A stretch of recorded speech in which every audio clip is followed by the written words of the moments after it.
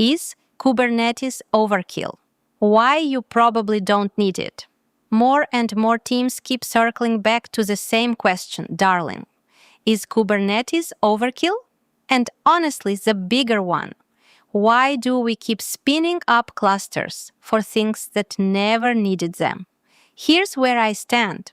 Kubernetes is powerful. A lot of us live in it daily, and it solves very real problems. But let's not pretend it's always the answer, because sometimes it adds way more complexity than it takes away. So let's be honest with each other about when Kubernetes fits and when it really truly doesn't. When Kubernetes is the wrong tool. You've seen it. We all have. Teams reaching for Kubernetes when it's absolutely the wrong tool for the job. It's like lighting a birthday candle with a flamethrower queen. Let me show you a few that I've actually run into. Example 1. The static site. A little marketing page, no backend, no database, just HTML and maybe a sprinkle of JavaScript. And somehow it's living in Kubernetes with Ingress, autoscaling, Prometheus, the whole circus. That's renting a crane to hang a poster, sis. You don't need a cluster for that. Toss it on Netlify or S3 and you're done. No cluster, no crying. They're fast, they're cheap, they're reliable, and they ask you for exactly zero YAML therapy. Example 2. The monthly monolith. One app. Updated once a month. Nothing to scale. No rollout drama. It just sits there and runs. But somehow there's a Helm chart, a cluster, and half a dozen manifests babysitting it. Why though? A basic VPC and a Docker run would have handled it. Fewer moving parts. Nothing to babysit at 2 a.m. Example 3. The small team with a big cluster. 2 devs, maybe 3. No platform engineer, nobody actually watching the metrics. But the cluster?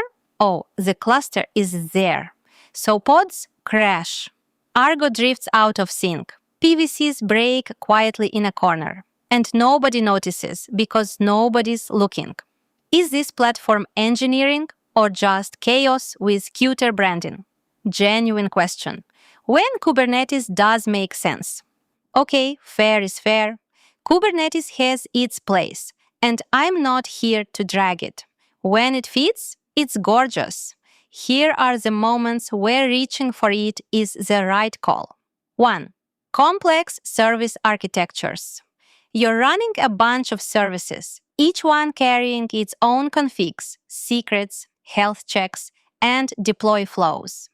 You need real orchestration, service discovery, and scheduling.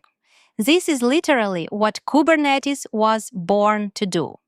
2. Dynamic scaling and resilience. Traffic spikes are part of your life. You want self-healing. You want the system to patch itself up before you've even noticed something broke. That's Kubernetes showing off, and it earns it. 3. Platform engineering. You're building an internal platform for other people to build on. GitOps, Argo, Helm, Policy as Code, and a team that genuinely gets all of it.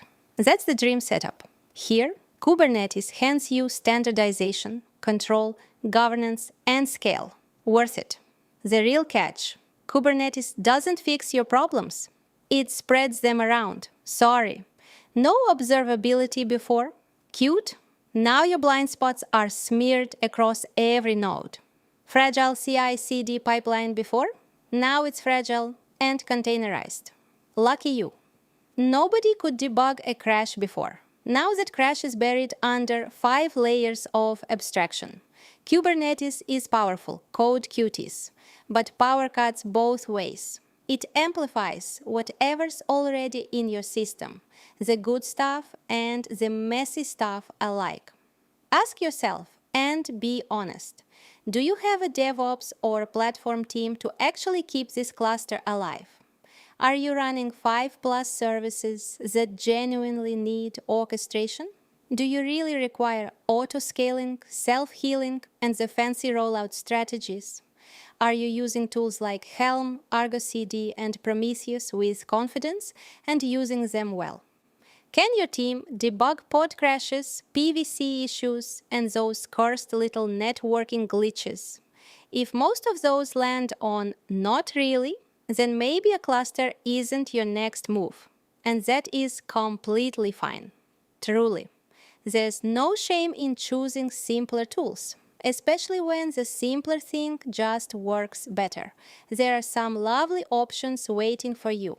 Docker Compose, Plus Systemed, ECS Fargate, Cloud Run, Render, Heroku, a good old VPC instance with some solid CI/CD. The best tool isn't always the fanciest one. Most of the time, it's the one your team actually understands and can keep alive for the long haul. Let me be real with you. Kubernetes is not a badge of honor. It's not a maturity checklist you tick off to prove you've made it. It's a complex, powerful tool, and it only earns its keep when the problem genuinely asks for it. If it helps you, amazing. If it doesn't, skip the cluster, skip the chaos. Go with whatever actually fits. Don't build a space shuttle when, sweetie, all you needed was a bicycle. Thanks for reading. Be sure to watch the video version for extra insights and helpful visuals.